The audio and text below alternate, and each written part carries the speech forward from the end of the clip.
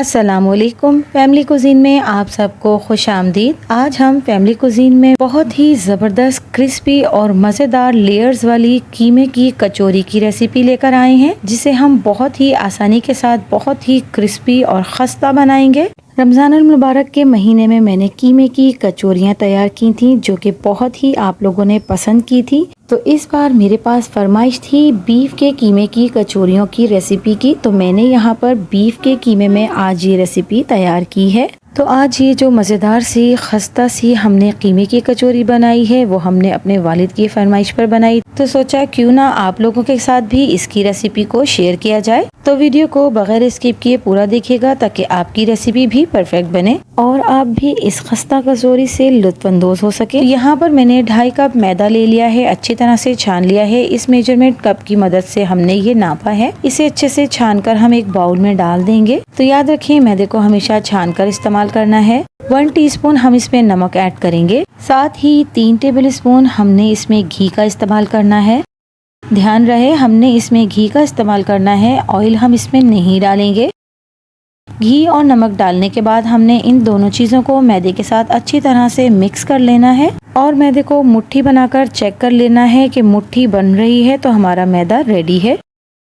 यहाँ पर मैंने 1/2 कप पानी लिया है इसे गूंदने के लिए। पानी अगर आपको कम लगे तो आप मजीद पानी भी ऐड कर सकते हैं। तो मैं अभी फिलहाल 1/2 कप पानी ही इसमें ऐड कर रही हूँ। तो यहाँ पर हमने जो खस्ता सी कचौरियाँ बनानी है, उसके लिए जो हम डो तैयार करेंगे, तो वो डो हमने बहुत सख्त नहीं रखनी और ना ही बहुत ज्यादा नरम रखनी है। इसकी डो हमेशा थोड़ी सी हार्ड होती है, तो ध्यान रहे कि ना तो बहुत ज्यादा सख्त हो और ना ही नरम तो ये बिल्कुल भी नहीं होनी चाहिए, वरना हमारी खस्ता कचौरियाँ नहीं बनेगी। तो यहाँ पर इस डो को गूंदने के लिए मुझे 1/4 कप पानी मजीद लगा है। तो बस इतना ही पानी हम इसमें ऐड करेंगे और बहुत अच्छे से हमने इस डो को सेट कर लेना है। तो यहाँ आप देख सकते हैं कि हमारी डो गूंद गई है। तो चूंकि हमने इसे राइस नहीं करना है, ये हमारी पिज्जा की डो नहीं है और ना ही हम इसे पूरियों के लिए बना रहे हैं कि इसे अच्छी तरह से मसलेंगे। इसे बस हमने अच्छे से गूंदना है और इसे क्लिंग रैप की मदद से हमने ढक देना है, ताकि इसके ऊपर एक ड्राई सी लेयर ना बनने पाए। इसे ढककर हम 5 से 6 मिनट तक के लिए रख देंगे। इतनी देर में हम इसके लिए एक इंस्टेंट शॉर्टनिंग तैयार करेंगे,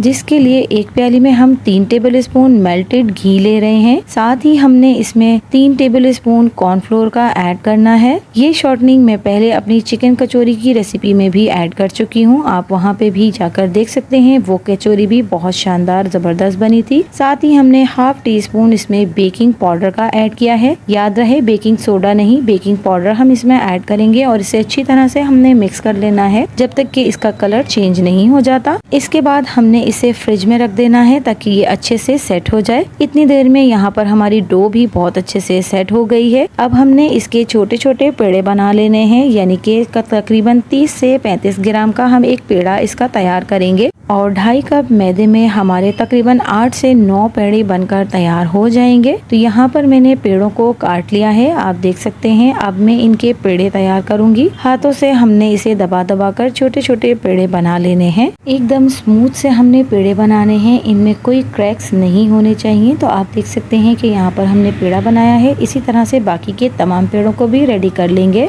अब हम इनमें से एक पेड़ा लेंगे और इसे एक छोटी रोटी की तरह से बेल लेना है। बहुत ज्यादा पतला हमने इसे नहीं बेलना और ना ही बहुत ज्यादा बड़ी रोटी की शक्ल में बेलना है। बस इतने साइज की हम रोटियां इसकी तमाम पेड़ों की बना लेंगे। तो यहाँ पर मैंने इन्हें बेल लिया है और अब हमने जो शॉर्टनिंग बनाकर फ्रिज में रखी थी, वो भी अच्छे से सेट हो चुकी है, आप देख सकते हैं। फ्रिज से निकालने के बाद हम इसे अच्छी तरह से स्पून की मदद से मिक्स करेंगे और थोड़ा थोड़ा अमाउंट हमने इन तमाम छोटी छोटी रोटियों के ऊपर लगा लेना है। इस तमाम शॉर्टनिंग को बहुत अच्छे से हमने फैला लेना है सारी रोटी के ऊपर, कोई भी जगह इसके छूटनी नहीं चाहिए। तो यहाँ पर हम एक पेड़े के ऊपर अच्छी तरह से शॉर्टनिंग को लगा चुके हैं। अब हमने इसको एक साइड से इस तरह से फोल्ड करना है और दूसरी साइड से भी इसी तरह से एक लंबी सी पट्टी बन जाएगी। और अब हमने दूसरे कॉर्नर को इस तरह से फोल्ड करके एक बॉक्स बना लेना है। तो बेसिकली हमने इसे चारों तरफ से फोल्ड करके एक छोटा सा बॉक्स बना लिया है, जैसा कि ऐसे। तो आप भी इस तरह से इसका एक बॉक्स बना लें। इसी तरह से मैं बाकी की तमाम पेड़ों को इस तरह से फोल्ड कर लूंगी।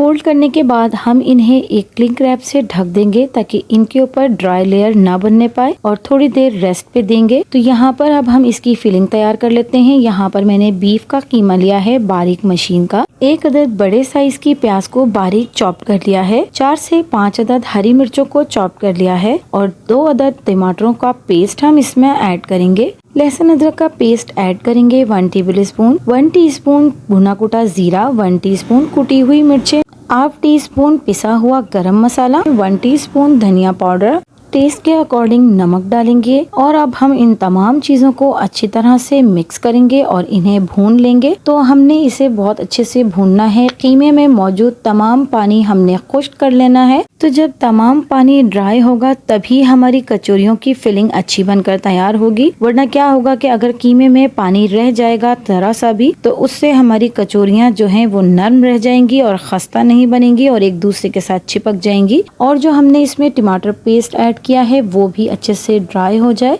और क्योंकि इसी पानी में हमने कीमे को भी गला लेना है तो हम इसे 15 मिनट तक लो मीडियम फ्लेम पर ढककर पका लेंगे। तो यहाँ पर आप देख सकते हैं कि कीमा हमारा बेहतरीन सा तैयार हो गया है और बहुत अच्छे से इसका पानी भी ड्राई हो चुका है। आप देख सकते हैं कि इसमें जरा सा भी पानी नहीं दिख रहा है। अब इसमें थोड़ी सी शाइन लाने के लिए हमने इसमें 1 टेबल स्पून घी का ऐड करना है। इससे हमारा कीमा थोड़ा सा सॉफ्ट हो जाएगा और टेस्ट बहुत अच्छा आएगा। अब हम इसका फ्लेम ऑफ करके इसे ठंडा होने के लिए रख देंगे।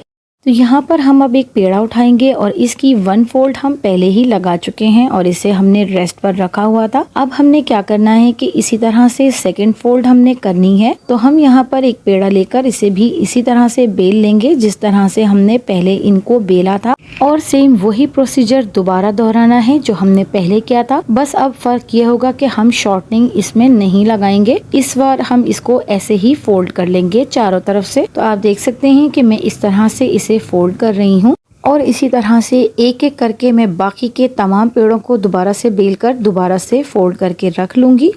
तो यहाँ पर मैंने तमाम पेड़ों को रेडी कर लिया है और अब हम इन्हें ढक कर रख देंगे। इतनी देर में हमारी कीमे की फिलिंग भी अच्छे से ठंडी हो गई है। बेहतरीन सी खुशबू के लिए कटा हुआ हरा धनिया हम इसमें ऐड करेंगे और कीमे में अच्छी तरह से हरा धनिया को भी मिक्स कर लेंगे। अब हमने कचौरियों की फिलिंग करनी है। तो जो पेड़े हमने बनाए थे उन्हें हमने एक रोटी की शक्ल में छोटा सा बेल लेना है और इसके सेंटर में हमने जो कीमे की फिलिंग बनाई है वो हम रखेंगे। फिलिंग को आप कम या ज्यादा अपने हिसाब से कर सकते हैं। मुझे थोड़ी सी ज्यादा फिलिंग रखनी है।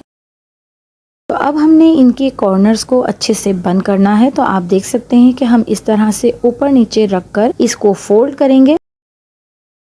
चारों तरफ से हमने इसको फोल्ड कर लिया है और अब जो ये कोने बने हैं इन्हें भी हमने अच्छे से इसको फोल्ड करके चिपका लेना है, यानी कि चारों तरफ से हम इस कचौरी को लॉक कर लेंगे ताकि जब हम इन्हें फ्राई करें तो ये जो इनके अंदर ऑयल ना जाने पाए और ये खुले ना। तो इस तरह से फोल्ड करके हमने ये बेहतरीन सी कचौरी बना ली है।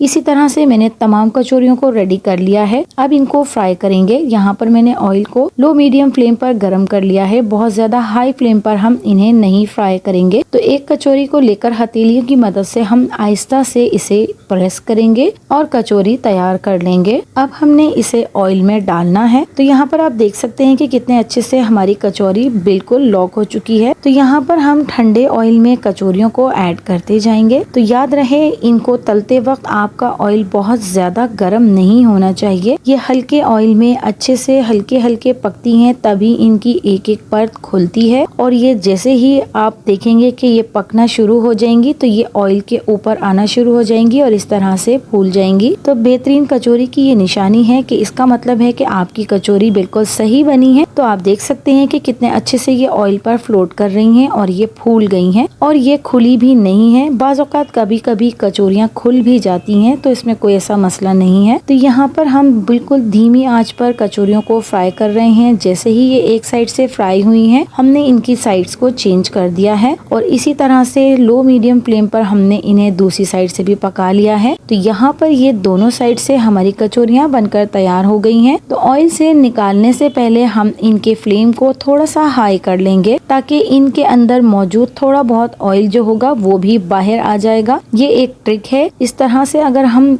ऑयल से कचौरियों को या पकोड़े वगैरह जो भी हम तैयार करते हैं उन्हें निकालेंगे और चंद सेकंड के लिए हम फ्लेम को हाई कर लेंगे तो ये हमारी बिल्कुल भी ऑयली बनकर तैयार नहीं होती हैं। अब हम इन्हें ऑयल से बाहर निकाल लेंगे। बहुत ही खस्ता, क्रिस्पी और कुरकुरी सी हमारी ये कचौरियाँ रेडी हो गई हैं। आप इसके खस्तापन का अंदाजा कर सकते हैं, आप इसकी परतें भी देख सकते हैं, एकदम अलग अलग परतें हैं। अभी ये बहुत ज्यादा गर्म है तो इसलिए मैं आपको इसे तोड़कर नहीं दिखाऊंगी, लेकिन यकीन जानिए ये इतनी खस्ता और इतनी मजेदार कचौरियाँ हमारी कीमे की कचौरियाँ बनकर तैयार हुई थी। तो आपने भी इस रेसिपी को जरूर ट्राई करना है और कमेंट्स के जरिए अपना फीडबैक मुझे जरूर देना है और मेरी इस रेसिपी को स्टेप बाय स्टेप जरूर फॉलो करेंगे तो आपकी रेसिपी भी परफेक्ट बनेगी। और आपने मेरी इस रेसिपी को अपने फैमिली और फ्रेंड्स में ज़्यादा से ज़्यादा शेयर भी करना है। तो अगर आपको मेरी वीडियोस और मेरी रेसिपीज पसंद आती हैं तो मेरे चैनल को लाइक, शेयर एंड सब्सक्राइब कीजिए। मिलती हूँ किसी नई वीडियो, नई रेसिपी के साथ। अल्लाह हाफिज।